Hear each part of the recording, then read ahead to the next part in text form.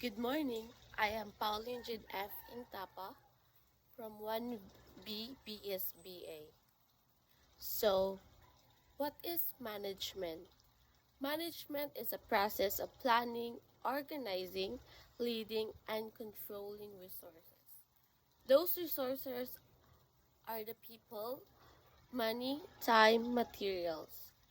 To achieve specific goals effectively and efficiently, it involves making decisions, setting strategies, and ensuring that an organization runs smoothly. Next is what are the functions of management? So the function of management consists with five functions. Firstly is the planning. It is setting goals and deciding best course of action to achieve them. Next is organizing, is arranging resources, people, tools, and tasks in a structured way to accomplish plan. Next is leading, guiding, motivating, and supervising employees to achieve works. Nextly is controlling, monitoring progress and making changes if goals are not being met. Lastly is coordinating, ensuring all departments and people work in harmony. Next, we were going to tackle what are the activities involved in each function of the management.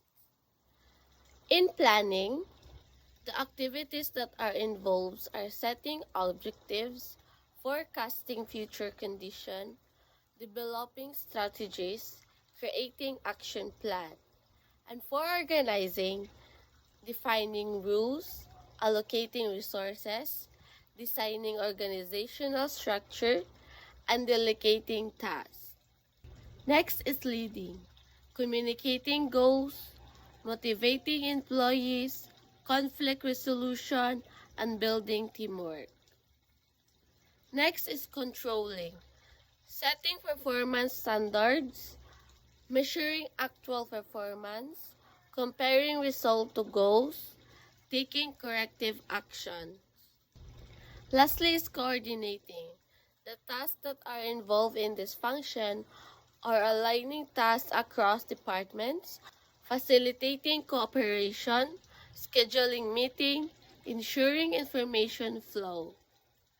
So what are the 14 principles of management and my own understanding, and why do I think that this is important? So for the division of work is to assign specific tasks to employees based on their expertise. And it is important in business organization because it improves efficiency and productivity. And second is the authority and responsibility. This is to give orders or command and the responsibility to get result. This is important to balance power and accountability. Next is discipline. In this principle, everyone must follow rules and agreements. This is important so the company can build trust. Next is unity of direction. This principle is to engage in the same work towards the same objective. This is important to keep team focused on common goals. Next is the subordination of individual interests. This means that the organization's interest must before personal interest. This is important to encourage teamwork and loyalty. Next is remuneration, paying fair compensation for work done. This is important to motivate employees and reduces turnover. Next is centralization, is the degree to which decisions are made at the top. This is important to help maintain control and consistency.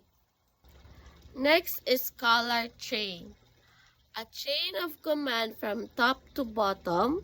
This is important to ensure organized communication and authority.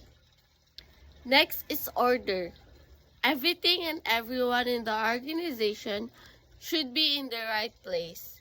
This is important to promote organization and efficiency. Next is equity. Managers should be kind and fair to employees. This is important to build trust and loyalty to employees. Next is stability of tenure. This principle is to minimize employee turnover. This is important to give employees a sense of security and improves long-term success. Next is the initiative. Employees should be encouraged to take action and show creativity. This is to boost innovation and motivation to the organization. And lastly is the spirit corps. Is to build team spirit and unity.